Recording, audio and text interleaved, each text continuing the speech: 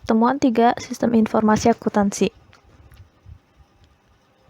Pada pertemuan kali ini kita akan membahas mengenai sistem teknik dokumentasi. Dokumentasi menjelaskan bagaimana suatu sistem bekerja, termasuk siapa, apa, kapan, dan di mana, mengapa, dan bagaimana mengentry data, memproses data, menyimpan data, dan keluaran informasi, serta pengendalian sistem. Cara populer untuk mendokumentasikan suatu sistem termasuk diagram alur, tabel, dan lainnya.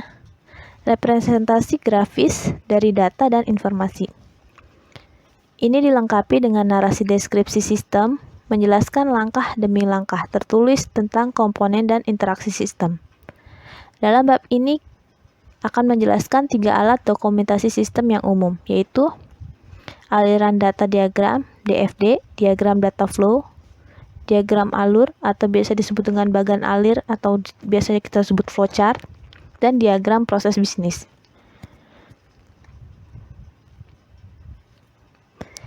Alat dokumentasi penting pada level berikut. Yang pertama, minimal Anda harus tahu membaca dokumen untuk menentukan cara kerja sistem. Yang kedua, Anda mungkin perlu mengevaluasi dokumentasi untuk mengidentifikasi kekuatan, pengendalian internal dan kelemahan, dan merekomendasikan perbaikan serta untuk menentukan apakah sistem yang diusulkan memenuhi kebutuhan perusahaan. Yang ketiga, diperlukan lebih banyak keterampilan untuk menyiapkan dokumentasi yang menunjukkan bagaimana suatu yang sudah ada atau yang diusulkan sistem beroperasi. Bab ini membahas alat dokumentasi. Ada 3 alat dokumentasi. Yang pertama, data flow diagram atau kita sebut tadi adalah aliran data diagram. Deskripsi grafis dari sumber data, aliran data, dan proses transformasi penyimpanan data dan tujuan data.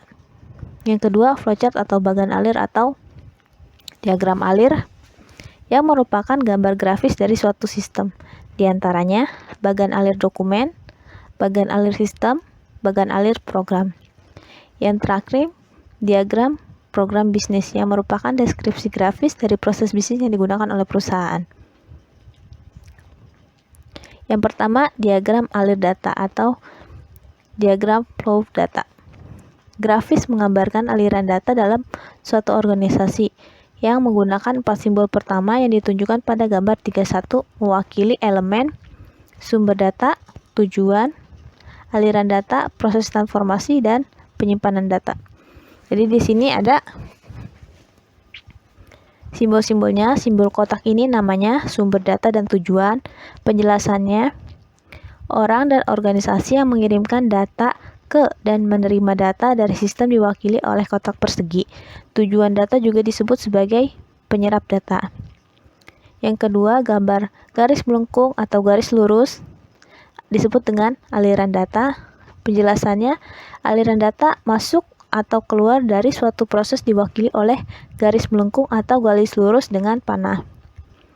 Yang ketiga, gambar lingkaran disebut dengan proses transformasi.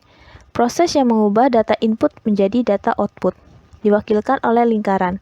Mereka sering disebut sebagai gelembung. Yang keempat, gambar horizontal ada 2. Ini adalah namanya penyimpanan data. Penyimpanan data diwakili oleh 2 horizontal. Dan yang terakhir, yang kelima, ini gambar segitiga disebut dengan pengendalian internal. Sebuah pengendalian internal diberi nomor dan dijelaskan dalam tabel terlampir. Jadi nanti di dalam sini diberi nomor dan ada tabel terlampirnya. Nah, di sini ada figur 32. Figur 32 menunjukkan bahwa input untuk proses C adalah aliran data B yang berasal dari sumber data. Jadi sumber datanya itu ini A, mengalirkan data flow atau aliran data, kita sebut di sini B, dan menjadi data transformasi disebut dengan C. Output dari proses C adalah aliran D dan E. Jadi outputnya ini adalah arus data. Jadi ada arus data ke J dan arus data ke F. Aliran data E dikirim ke tujuan data J. Jadi yang E ini dikirim ke data J. Data J ini adalah tujuan data. Proses F menggunakan aliran data D dan G sebagai input untuk menghasilkan aliran data I dan G sebagai output. Jadi proses ini hasil dari data flow D sama data flow G. Nah, G ini dari mana? G ini dari penyimpanan data. Penyimpanan data di sini kita sebut dengan H. Aliran data G berasal dari dan dikembalikan ke penyimpanan data H. Nah, setelah diproses, ini dikembalikan ke H lagi. Jadi ini kenapa tandanya panah? Karena setelah diambil, diproses, dihasilkan, balik lagi ke penyimpanan data. Aliran data I dikirim ke tujuan data K. Ini aliran data I dikirim ke tujuan data K. Kalau ini adalah gambar basic dari DFD atau diagram flow data, atau kita sebut dengan diagram alir data. Nah, gambar 33 ini memberikan judul khusus pada setiap proses yang digambarkan. Jadi di sini ada diagram alir data terkait dengan proses pembayaran pelanggan. Yang pertama, ini data source, data sumber datanya. Sumber datanya customer, kita simbolkan dengan A. Menghasilkan alur datanya B, yaitu pembayaran customer pelanggan. Diproses pada C, yaitu proses payment, dan dihasilkan alur data untuk data pengiriman uang dan data deposit. Data deposit ini larinya ke bank. Kita gambarkan dengan J, dan juga alir data D ini diproses dalam F. F ini apa? F ini update piutang. Update piutang ini dapat dari mana? Dari aliran data D, yaitu pengiriman uang sama penyimpanan data H terkait dengan piutang. Nah, setelah diupdate, karena ini melakukan pembayaran, berarti ada pembayaran di sini disimpan lagi. Yang tadinya di sini ada piutang, masuk ke update, jadi piutangnya lunas. Nah, dari piutang ini menghasilkan apa? Menghasilkan informasi yang diterima. Yang diterima untuk siapa? Alir data untuk si manajer kredit, disimbolkan dengan K. Sumber data dan tujuan data adalah entitas yang mengirimkan atau menerima data yang sistem menggunakan atau menghasilkan. Alir data adalah pergerakan data di antara proses penyimpanan, sumber, dan tujuan. Data yang melewati antara penyimpanan data dan sumber atau tujuan harus melalui proses transformasi data. Aliran data diberi label untuk menunjukkan data yang mengalir. Pengecualian adalah aliran data antar proses penyimpanan data seperti aliran data G pada gambar 33. Karena aliran data biasanya jelas. Dalam aliran data G, data dari file piutang diambil, diperbarui, disimpan kembali dalam file. Jadi untuk aliran data, ini kan aliran data, harus diberi keterangan. Ini keterangannya terkait apa aliran data.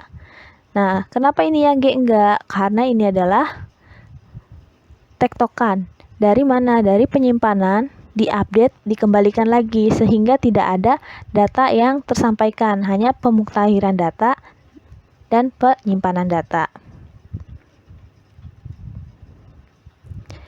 Proses mewakili transformasi. Gambar 33 menunjukkan bahwa proses pembayaran C membagi pembayaran pelanggan menjadi data pengiriman uang dan cek. Jadi si C ini menghasilkan alir data pengiriman uang dan cek, atau kita sebut dengan deposit, untuk disimpan di bank. Proses update piutang F menggunakan remittance D dan data piutang H untuk memperbarui catatan piutang dan mengirimkan data piutang ke manajer kredit. Penyimpanan data adalah tempat penyimpanan data. Diagram flow data tidak menunjukkan media penyimpanan fisik seperti server atau kertas yang digunakan untuk menyimpan data, seperti yang ditunjukkan pada gambar 33. Penyimpanan data H adalah diwakili oleh garis horizontal dengan nama file ditulis di dalam garis. Jadi filenya itu ditulis di dalam garis. Karena ini penyimpanan datanya diambil dari piutang, maka di sini ditulis piutang. Membagikan DFD. Diagram alir data dibagi lagi menjadi tingkat yang lebih rendah berturut-turut untuk memberikan jumlah yang terus meningkat detailnya. Karena beberapa sistem dapat sepenuhnya digambarkan pada satu lembar kertas, juga pengguna memiliki kebutuhan yang berbeda dan berbagai tingkat yang dapat lebih banyak membutuhkan kebutuhan yang berbeda.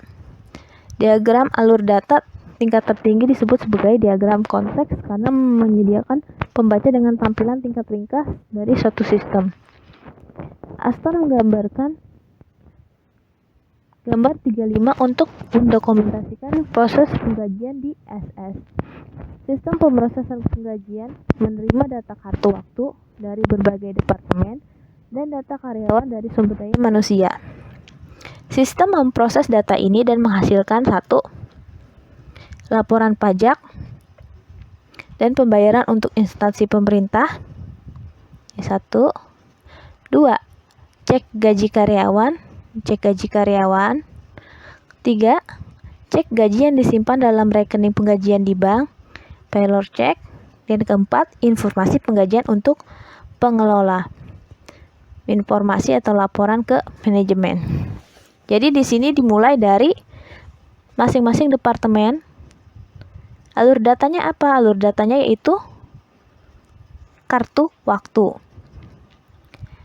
masing-masing departemen. Nah, bagian dari human resources atau sumber daya manusia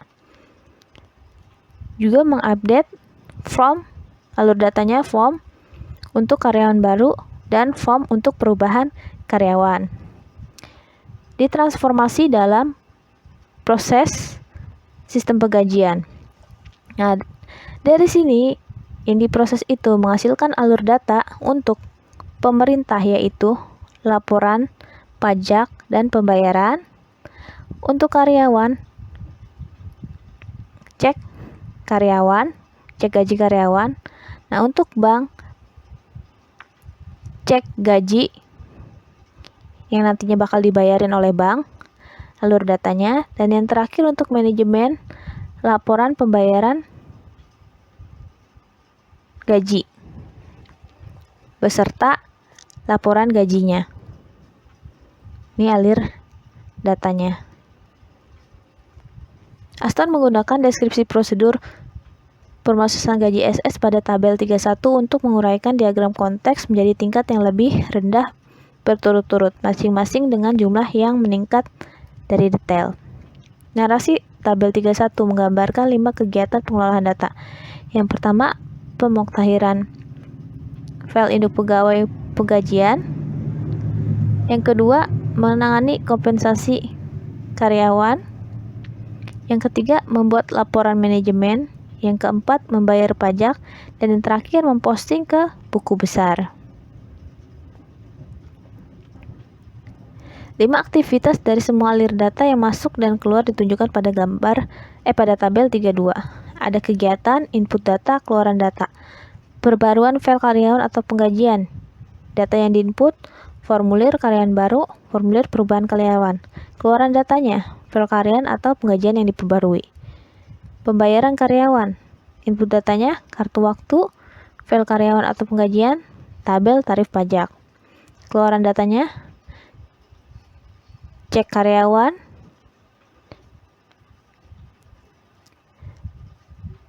masuknya, apakah sudah sesuai dengan absensi, daftar gajinya tergantung golongannya yang keberapa, File karyawan penggajian diperbarui, apakah ada pembaruan mengenai kenaikan ataupun potongan ataupun tambahan jika ada BPJS untuk anak atau istri. Cek gaji apakah sudah sesuai. Yang terakhir, voucher pengeluaran kas penggajian. Dibuatkan voucher untuk penggajian. Yang ketiga, siapkan laporan. Inputnya file karyawan atau penggajian, keluarannya laporan penggajian. Yang keempat, membayar pajak, file karyawan atau penggajian, keluarannya laporan pajak, pembayaran pajak, voucher untuk pembayaran pajak terkait gaji, file karyawan, dan penggajian yang diperbarui. Yang terakhir, pembaruan buku besar. Input datanya, voucher pencairan tunai pajak gaji, dan voucher pengeluaran kas penggajian. Jadi ada dua, yaitu tadi pembayaran si gaji karyawan sama pembayaran ke pemerintah terkait pajak. Nah, keluarannya buku besar diperbarui. Asal menggunakan diagram konteksnya dalam menciptakan diagram alur data level 0. Disebut level 0 karena ada 0 titik desimal yang berarti 1.0, 2.0, dan lain-lain, 3.0, 4.0, dan 5.0 yang ditunjukkan pada gambar 36.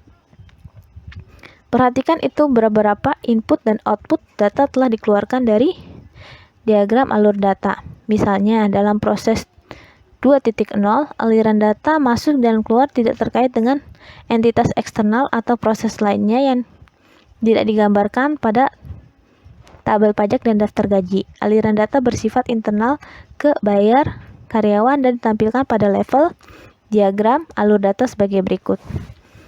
Jadi di sini sumber datanya adalah sumber daya manusia,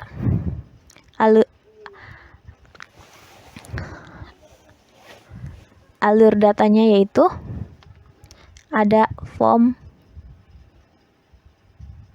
karyawan baru, form perubahan karyawan yang ditransformasikan pada DFD 1.0 yaitu update karyawan atau file penggajian. Nah, yang di sini nanti disimpan ke file karyawan atau file penggajian. Ini sifatnya adalah timbal balik. Jadi tidak menghasilkan data, hanya updating data. Di sini ada yang kedua, yaitu pembayaran karyawan. Nah, dari masing-masing departemen mengirimkan time card yang menjadi alur data ke pembayaran. Nah, dari sini masuk juga ke file penyimpanan karyawan dan gaji. Alur data atau alir data yang dihasilkan ke karyawan yaitu cek untuk karyawan, dan ke bank yaitu cek penggajian ke bank untuk alir datanya.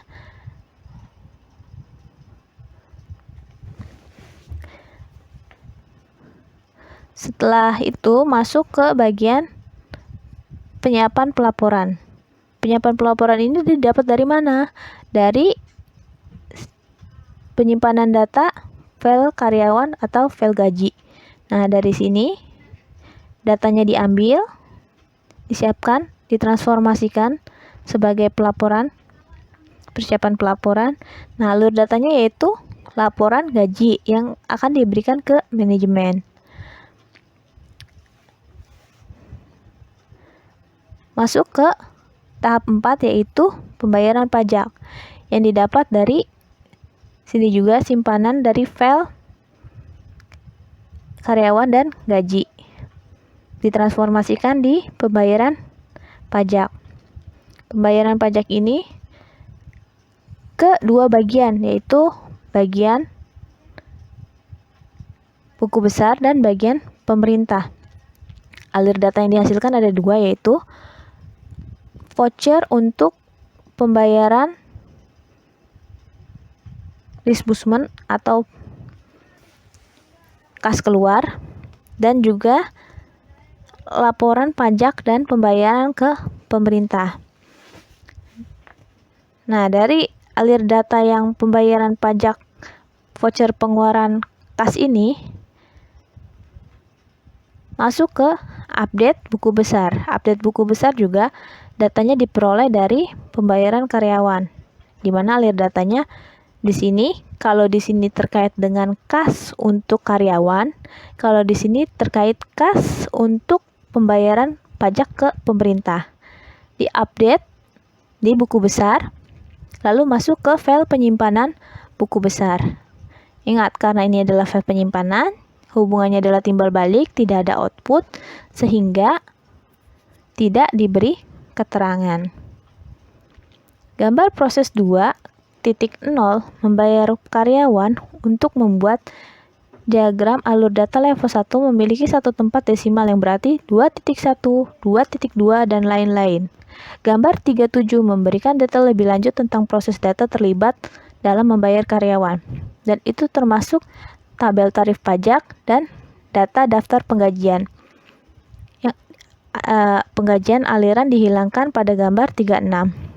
Dengan cara yang sama, masing-masing proses 36 dapat menggunakan DFD level 1 untuk menunjukkan tingkat detail yang lebih besar. Jadi kalau tadi di sini ini levelnya level 0, sekarang kita masuk ke level 1, di mana yang berarti 2.1, 2.2, dan 2.3, begitu dengan seterusnya. Jadi di sini ada proses, kalau kita lihat ini adalah time card. Time card itu dari mana? Kartu waktu itu dari masing-masing departemen. Yang berarti kalau 2.1 asalnya berarti dari proses yang kedua, yaitu pembayaran karyawan. Dari time card ini alir datanya atau kartu waktu masuk ke 2.1, yaitu transformasi proses penggajian. Datanya diambil dari mana? Dari kartu waktu dan file penyimpanan pekerja dan gaji. Juga dari file penyimpanan tabel tingkat pajak. Masuk diproses dalam proses penggajian. Nah, setelah itu dibuatkan cek untuk karyawan dan diteruskan ke karyawan. Dia menghasilkan dua, yaitu cek employee atau cek karyawan dan register payroll atau registrasi gaji. Nah, kita masuk ke registrasi gaji. Ini alur datanya. Nah, di 2.2 ini ditransformasikan, disiapkan pembayaran kasnya. Pembayaran kas, payroll kas, disbursement voucher, voucher pembayaran gaji.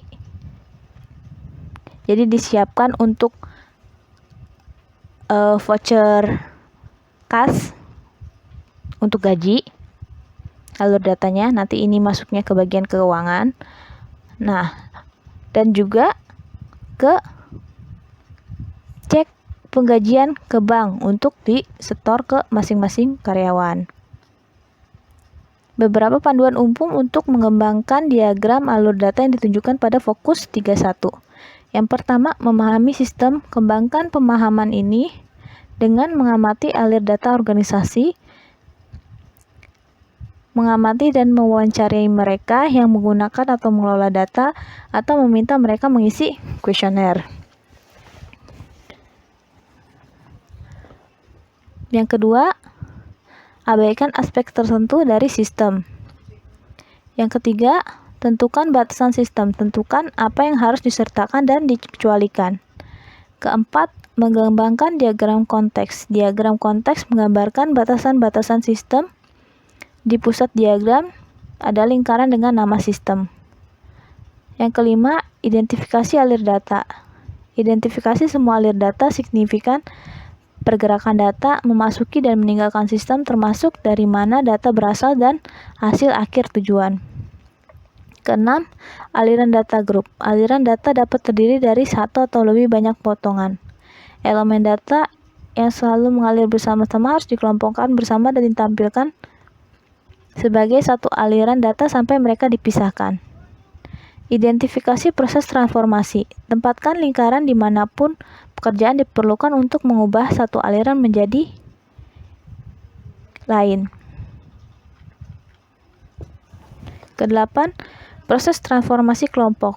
Proses transformasi yang secara logis terkait atau terjadi pada saat yang sama, waktu dan tempat harus dikelompokkan bersama, tidak menggabungkan item yang tidak terkait menjadi satu transformasi proses. 9. Identifikasi semua file atau penyimpanan data. Identifikasi setiap penyimpanan data sementara untuk data sementara atau permanen, dan identifikasi masing-masing aliran data masuk dan keluar. 10. Identifikasi semua sumber dan tujuan data termasuk di diagram alir data. 11. Beri nama semua elemen diagram alir data. 12. Bagilah diagram alir data. Diagram alir data yang berantakan, sulit dibaca dan dimengerti.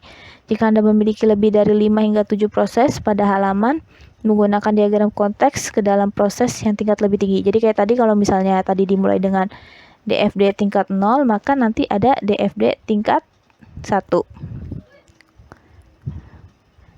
Berikan setiap proses nomor urut. Jadi kayak tadi ada 1.0, 2.0, 3.0. 14. Perbaiki diagram alir data. Bekerja melalui alir data beberapa waktu, setiap umpan berikutnya membantu memperbaiki diagram dan mengidentifikasi poin-poin. Yang terakhir 15, siapkan salinan akhir. Jangan izinkan alur-alur data saling silang. Jika perlu, ulangi penyimpanan data atau tujuan. Kalau tadi yang pertama DFD, diagram alir data, sekarang yang kedua yaitu flowchart atau kita biasa sebut diagram alur atau bagan alur. Flowchart adalah teknik analisis bergambar yang digunakan untuk menggambar beberapa aspek dari sistem informasi dengan cara jelas, ringkas, dan logis. Flowchart mencatat bagaimana proses bisnis dilakukan dan bagaimana dokumentasi melalui organisasi. Mereka juga digunakan untuk menganalisis bagaimana meningkatkan proses bisnis dan aliran dokumen. Sebagian besar diagram alur digambarkan menggunakan program perangkat lunak seperti Visio, Word, Excel, atau PowerPoint. Simbol for charting dibagi menjadi 4 kategori seperti yang ditunjukkan pada gambar 38. Yang pertama, simbol input-output menunjukkan input atau output pada suatu sistem. Kedua, simbol pemrosesan menunjukkan pemrosesan data baik secara elektronik maupun dengan tangan. Yang ketiga, simbol penyimpanan menunjukkan di mana data disimpan. Yang keempat, aliran dan simbol lain menunjukkan aliran data di mana diagram alur dimulai atau akhir, di mana keputusan dibuat dan bagaimana menambahkan catatan penjelasan di bagian alur. Jadi di sini ada simbol-simbol flowchart-nya. Ini bentuknya seperti ini adalah dokumen. Penjelasannya dokumen atau laporan elektronik atau kertas. Ini dokumen beberapa salinan kertas diilustrasikan dengan tumpang tindih simbol dokumen dan mencetak nomor dokumen di muka dokumen di sudut kanan atas. Jadi tumpang tindih ini diberi nomor 1, 2, 3. Nanti dari masing-masing nomor ini bisa rangkap atau bisa berbeda dokumen. Keluaran elektronik seperti peluru, informasi yang ditampilkan oleh keluaran elektronik, entry data elektronik. Ini entry data elektronik, perangkat entry data elektronik, memasukkan elektronik dan perangkat keluaran. Jadi satu, entry dan keluaran data elektronik, simbol digunakan bersama untuk menunjukkan perangkat digunakan untuk keduanya. Kalau simbol pemrosesan komputer, bentukannya kotak. Fungsi pemrosesan yang dilakukan komputer biasanya menghasilkan perubahan atau informasi. Operasi manual. Kalau komputer seperti ini, kalau manual seperti ini. Operasi pemrosesan dilakukan secara manual. Nah, simbol penyimpanan ini basis data. Data disimpan secara elektronik dalam database pita magnetik. Data disimpan pada pita magnetik. Salah satu contohnya adalah kaset. Kalau zaman dulu kita menggunakan kaset, nah ini disebut dengan pita magnetik. Kertas berkas dokumen. File dokumen kertas huruf menunjukkan pengurutan file. N untuk numerik, D untuk tanggal, dan satu lagi A untuk abjad. Ini penyimpanan ya. Ini disebut dengan jurnal atau buku besar. Jurnal dan buku besar akuntansi berbasis kertas.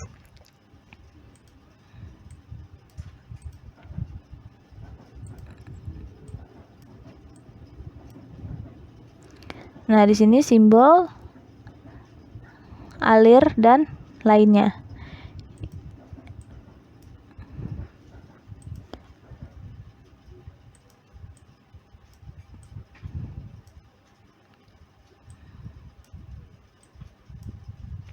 Yang lurus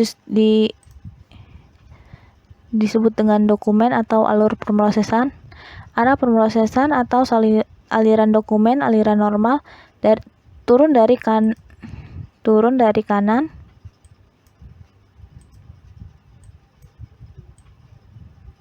jadi sistemnya turun terus ke kanan, alur untuk pemrosesan data. Jadi bukan dari kanan, dari turun bukan ke kiri, tapi dari turun ke kanan. Komunikasi tautan, transmisi data dari satu geografis ke lokasi lainnya melalui jalur komunikasi.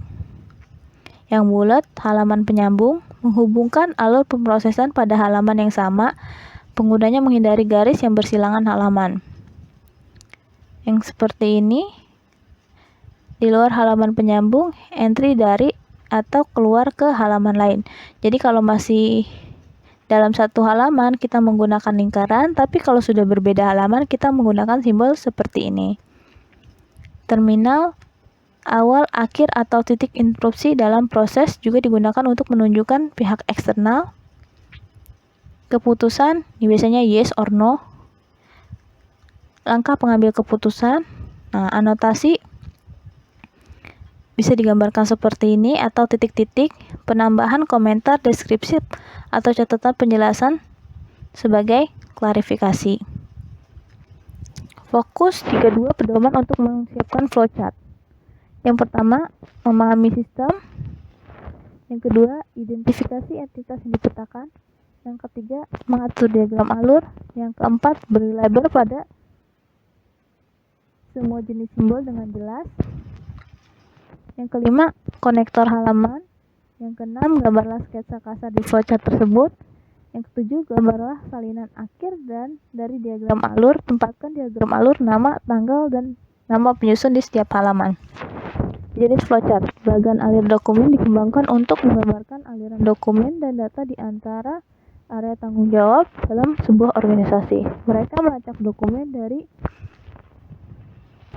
buayan ke kuburnya, menunjukkan dari mana setiap dokumen berasal, distribusi, dan tujuannya. Alur dokumen dikembangkan Aston untuk proses penggajian manual di SS seperti yang digambarkan pada tabel 31 dan 32, ditunjukkan pada gambar 39. Anda dapat melatih membuat bagian alir dokumen dengan menggunakan satu masalah komprehensif yang disebut dengan proses pencairan kas. Jadi di sini ada gambar 39 dokumen flowchart terkait dengan proses penggajian di SS. Di sini bakalan terlihat bagian-bagian mana yang berpengaruh. Yang pertama, bagian gaji. Terus bagian hutang, bagian manajemen, bagian buku besar. Nah, ini proses flowchart-nya. Yang pertama kita mulai dengan terminal, diawali dengan human resources atau sumber daya manusia dan juga masing-masing departemen. Dari sini, dokumen yang dihasilkan itu ada dua. Yang pertama, employee change, form perubahan karyawan dan form karyawan baru. Diproses update untuk karyawan gaji dalam formulir. Nah, dari sini masuk ke file penyimpanan. Nah, dari file penyimpanan ini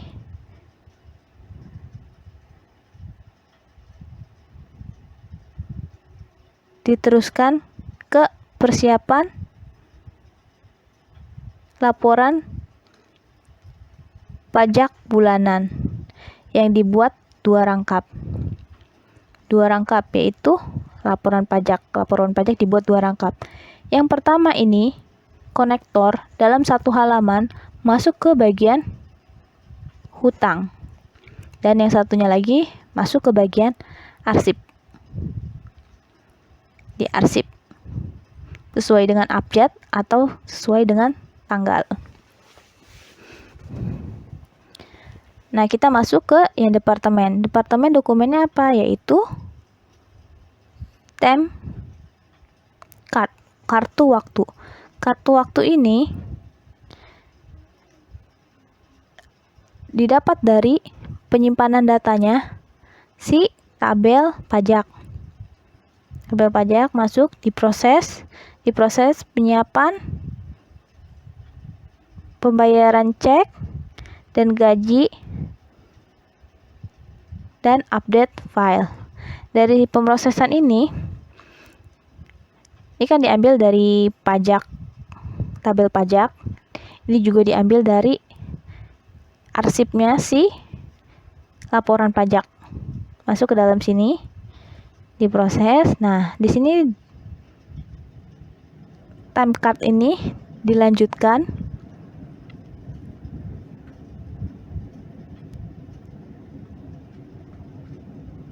untuk diarsip. Nah, dari si updatean ini dihasilkan register gaji dua rangkap, 1, 2. Jadi time cardnya diarsipkan, untuk si register gaji juga yang rangkap 2 ini diarsipkan. Selain menghasilkan si register gaji, dia juga menghasilkan cek karyawan. Cek karyawan juga dibuat 2 rangkap, yang mana rangkap 2-nya masuk ke dalam sistem penyimpanan atau pengarsipan. Nah, yang lampiran 1 ini dia diteruskan ke A. Kalau ini adalah konektor dalam satu halaman, kalau ini adalah konektor berbeda halaman. A ini nanti akan masuk ke mana? Kita lihat. A akan masuk ke manajemen kredit. Nih, A.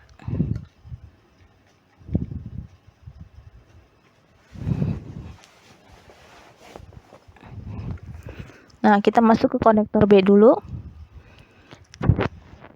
Kalau tadi yang bagian register rangkap 2 masuk, yang rangkap 2-nya masuk ke dalam arsip.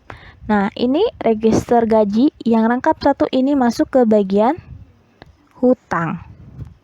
Nah, dari bagian hutang ini diproses untuk penyiapan gaji, cek gaji, dan pembuatan voucher. Nah, dari sini diproses menghasilkan payroll register juga. Jadi ini si dokumennya diteruskan, dihasilkan di sini karena diteruskan, masuk ke dalam arsip urut tanggal. Nah, dokumen yang diteruskan ini menghasilkan, karena diproses menghasilkan voucher pembayaran gaji, CD, cash disbursement. 2 rangkap. Yang rangkap pertama diteruskan ke konektor halaman lain yaitu D. D itu mana? D itu ke manajemen kredit. Itu manajer kredit. Nah, yang rangkap 2-nya masuk ke arsip diturutkan tanggal. Selain menghasilkan si voucher payroll cash disbursement atau voucher pengeluaran kas terkait dengan gaji, dia juga menghasilkan cek penggajian. Nah, cek penggajian ini dihasilkan 2 rangkap. Yang 1 masuk ke D, ini berbeda halaman, masuk ke D. Nih, jadi 2 ini masuk ke D. Nah, yang rangkap 2 untuk si payroll check atau cek gaji ini masuk ke arsip urut tanggal. Dari tax report ini B, konektor dalam satu halaman masuk ke bagian hutang tax report. Diproses jadi voucher cash disbursement terkait dengan pembayaran pajak. Ini teks laporannya diteruskan, dihasilkan voucher kas keluar untuk pembayaran pajak dan cek untuk pembayaran pajak. Sama juga rangkap 2, dua-duanya diarsip di urut tanggal, dan rangkap 1, dua-duanya masuk ke konektor C, berbeda halaman. C-nya di mana? Di manajemen kredit. Nah, dari masing-masing ini kan masuk ke C, ke D. Juga yang A masuk kan.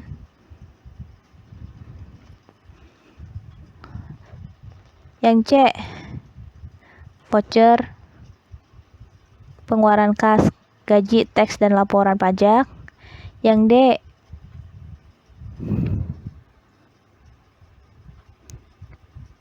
voucher, gaji.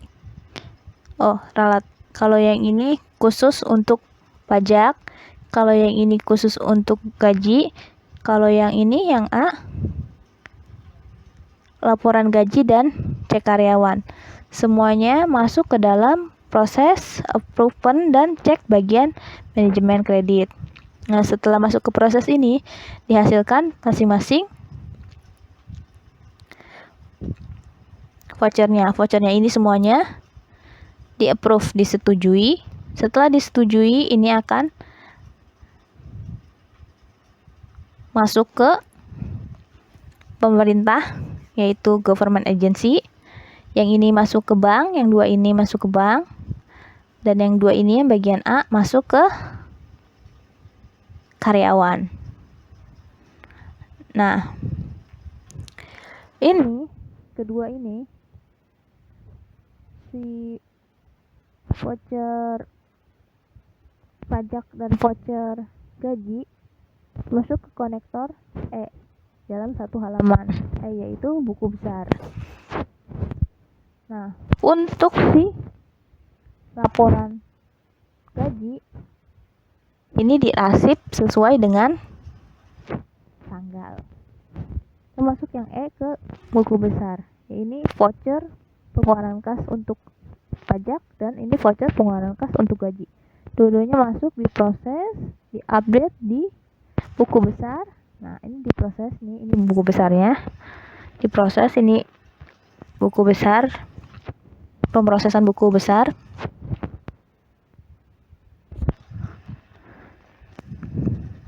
Keduanya ini, si vouchernya ini, voucher pengeluaran kas untuk pajak dan gaji, diarsip sesuai dengan nomor. Figur 310 flowchart mengenai sales penjualan. Kalau ini secara komputerisasi, yang mana display data dan input sales. Ini keduanya masuk ke dalam pemrosesan edit sales data dan penerimaan customer. Yang dihasilkan yaitu penerimaan customer. Ini penerimaan customer. Ini data diproses ke update database. Nah, dari database masing-masing yaitu database si piutang, inventory persediaan, penjualan dan marketing, dan general ledger semua berubah. Proses permintaan dari sistem diubah. Nah, ini masuk ke dalam status akun customer, persediaan, dan juga analisis penjualan.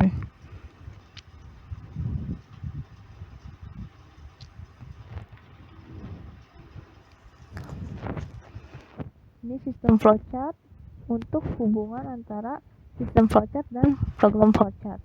Kalau sistem flowchart ini strong data, penyimpanan datanya masuk diproses.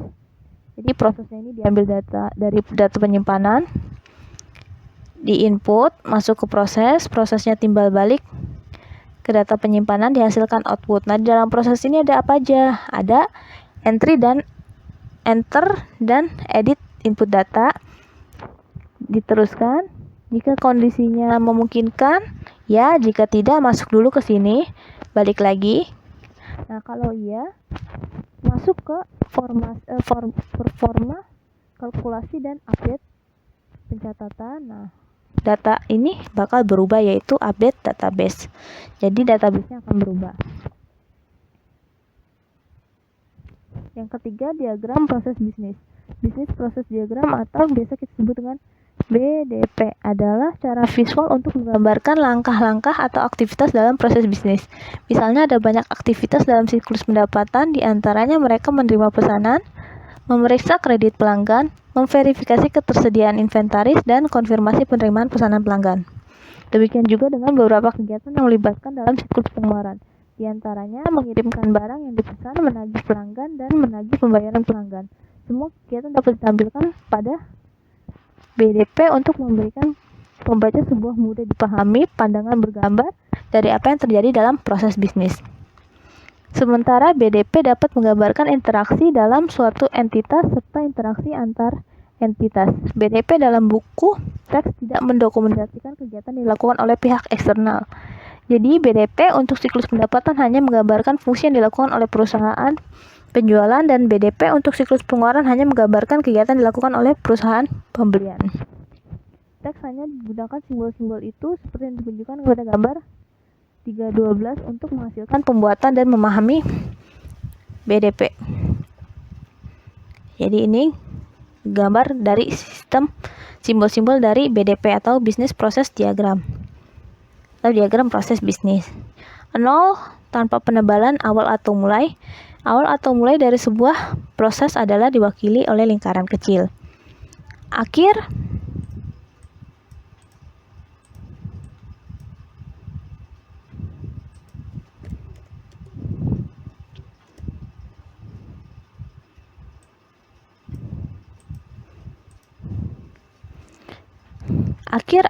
dari suatu proses diwakili oleh lingkaran kecil yang ditebalkan. Jadi ini lingkaran tapi ditebalkan dan diwakilkan oleh lingkaran kecil. Aktivitas dalam sebuah proses bentuknya hampir kayak persegi. Semua proses aktivitas dalam suatu proses direpresentasikan oleh persegi panjang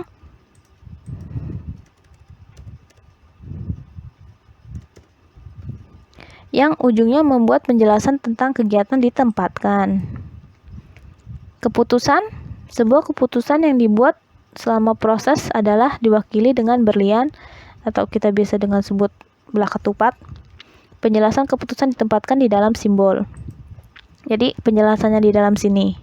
Seperti yang tadi, contohnya, jika dia yes, dia terus, jika dia no, dia kembali ke atas.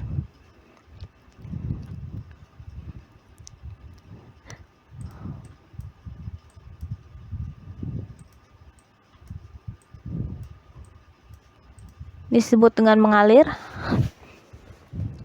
Aliran data ada informasi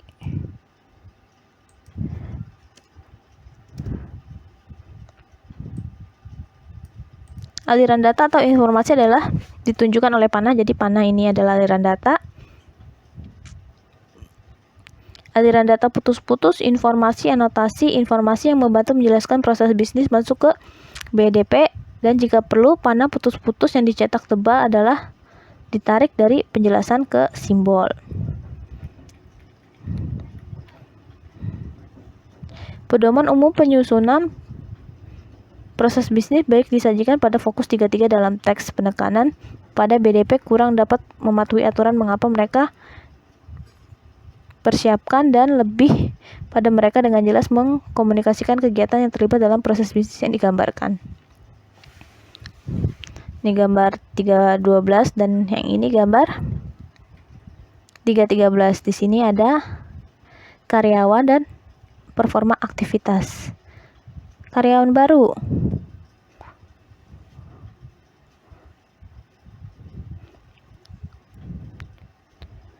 Dimulai dengan mengisi form kelengkapan data. Sumber daya manusia dimulai dengan perubahan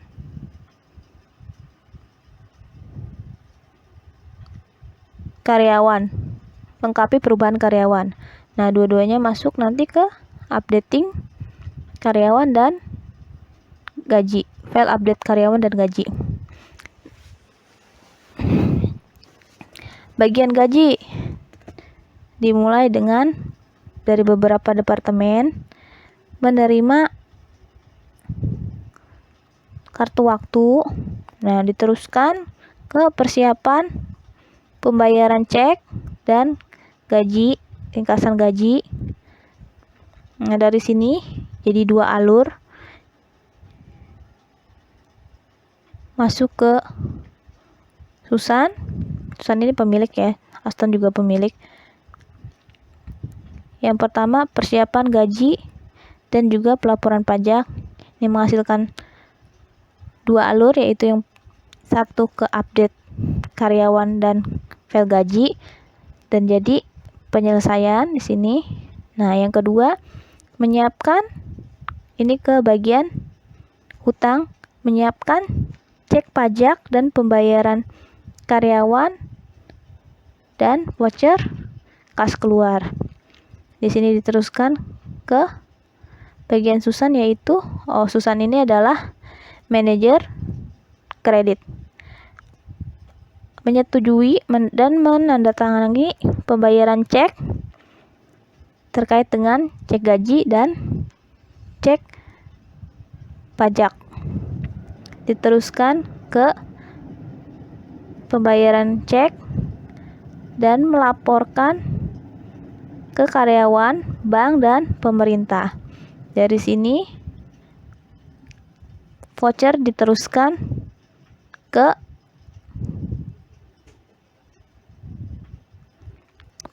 voucher kas keluar, diteruskan ke bagian Aston.